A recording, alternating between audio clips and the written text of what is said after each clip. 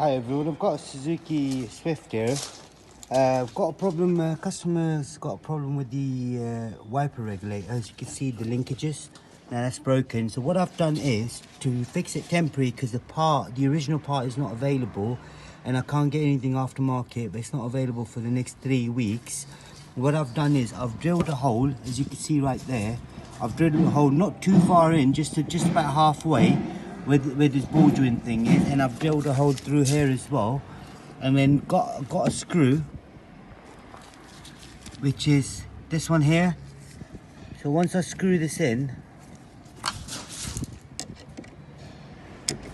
just make sure it's tight.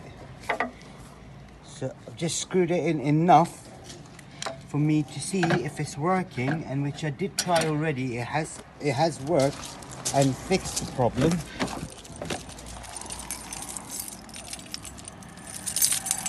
You forget it.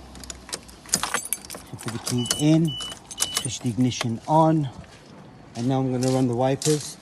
As you can see, obviously the wiper blades are not on there yet. As you can see, now it's working. I'm going to work on the faster mode as well, and make sure it doesn't pop out.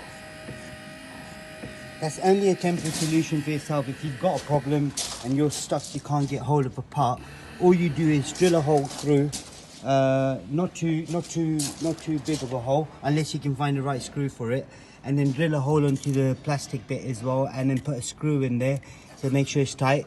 But this is still got the free movement, so when the wipers go back and forward, you know, you don't want it snapping. But it's only a temporary fix. That's it. Any more information, please do let us know. Thank you very much. Goodbye.